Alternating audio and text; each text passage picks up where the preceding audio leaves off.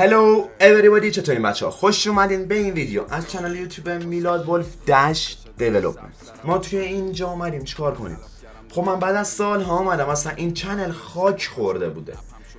من توی این چنل بالاخره اومدم یه سری سیستم‌های جدید دارم همه رو پیاده کنم و بریم. حالا اینجا ما داستانمون چیه؟ خب من بعد از خیلی وقت اومدم، شاید بالای 6 ماهی که به صورت کامل کار نکردم دیگه و به تازگی دوباره اومدم توی این سیستم و اینکه خب ایده‌های جدید دارم، از لحاظ نرم افزارهای جدید، از لحاظ نمیدونم هر چیزی جدیدشو براتون دارم. قراره که ما روی همه اینا از یه مانوری بدیم و یا آپدیت های خیلی جدیدی رو ببینیم. قبل از این ویدیو یادتون نره که لایک، کامنت، سابسکرایب کنید. عشق من ده، میخوامتون خیلی زیاد. Are you ready man? Let's do that.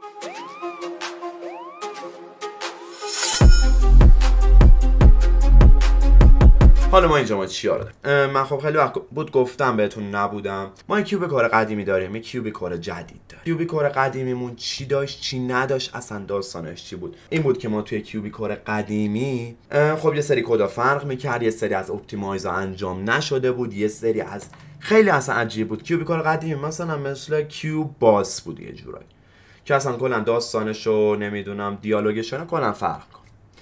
ما داستانمون چیه؟ اینه که ما یک کیوب کور قدیمی داریم، یک کیوب کور جدید.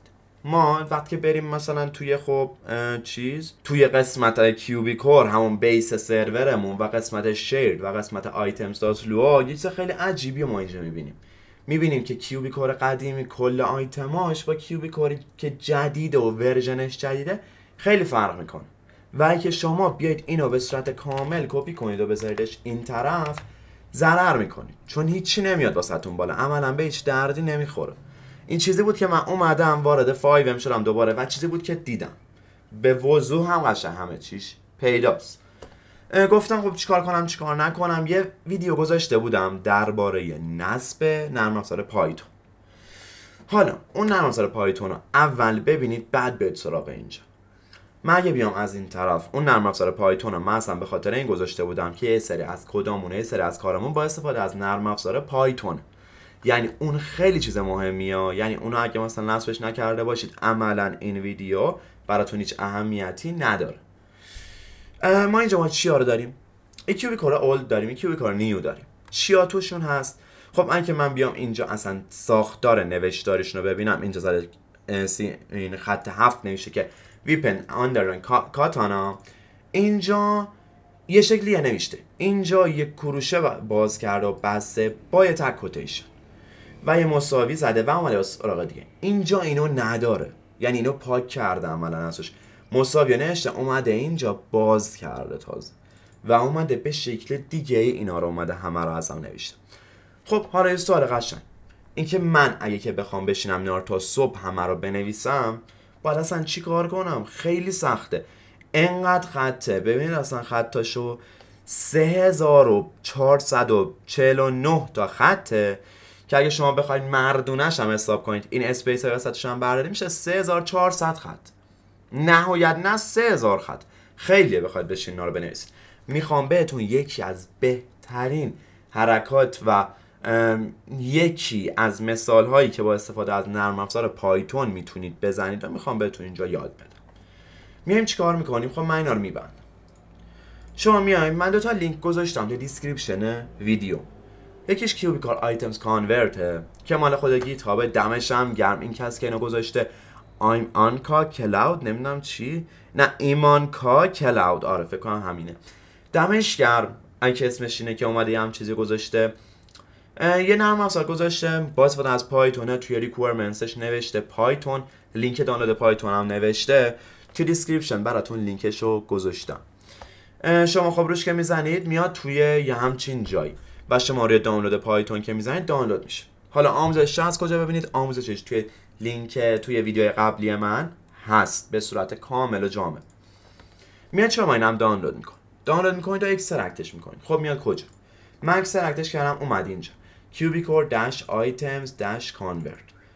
خب من اومدم اینو بازش کردم. یه در حد عادی همچین چیزیه که رید میداره که خب توضیحاتشه که خب اینا توی گیت هابم میتونی ببینی قشنگ. و main.py توی رید میشه میخونم اصلا اینم چیا داره. داره که input the old items into the input.txt.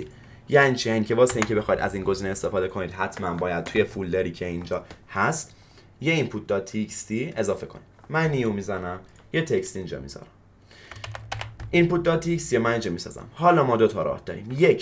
یکی هست اصلا اینا رو نداره، پس و نداره اصلا. میاد چیکار میکنه؟ میاد توی سربرگ ویو توی قسمت فایل نیم اکستنشنز اینو تیکشو میزنه که این تکستی آخرشو بتونه ببینه و تغییرش بده. خیلی مهمه. من میام اینو میسازم. داره که input the old items into the input.txt. الان من کیوبیک کور اولد رو میارم بالا، اون چیزی که قدیمیه، و میام تو قسمت آیتمز روش کلیک میکنم و کل آیتمایی که مثلا من اینجا دارم، مثلا من این 4 تا رو همه رو تغییر بدم، میام میذارمش توی input.txt. یه سیوش هم میکنیم. یه main.py ما اینجا ما داریم که این با استفاده از پایتون بالا میاد. اگه که نمیاد یه کلیک راستش بکن، مطمئن باش که پایتونت نصبه، ور یا اوپن ویت بزن و پایتونو بزن روش که بیادش بالا. خب من میام روی این میزنم، وقتی که میزنم یه چیزی میاد بالا، سری میره، نمیتونم ببینم چیه. output.txt یه همچین چیزی واسه من خودش میسازه. بازش میکنم، میبینم بله اون چیزی که میخواستم دقیقاً این چند تایی که من داشتم. ببینید من اگه الان بیام اینجا توی قسمت آیتمز، آیتمایی که من بهش داده بودم از کیوبیک کور قدیمیم که میشه اینا رو من بهش داده بودم دیگه، درسته؟ همش ازم کانورت شده و مخصوص کیوبیک کور جدیدم شده. خیلی چیز خاصیه، خیلی اصلا سریع انجام میشه، فقط نیازه که بهش دقت کنید. میخوام بهتون بگم که پایتون کلا سیستمش چیه. پایتون یه سری از گزینه‌هایی که خیلی دردسره براتون توی راحت ترین حالت ممکن درش میاره براتون.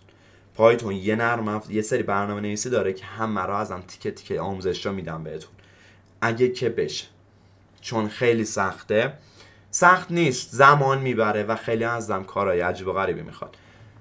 حالا اینا از اینجا یاد گرفتید، امیدوارم که بهتون کار بده، اوکی باشه قبل از دیدن ویدیو، نه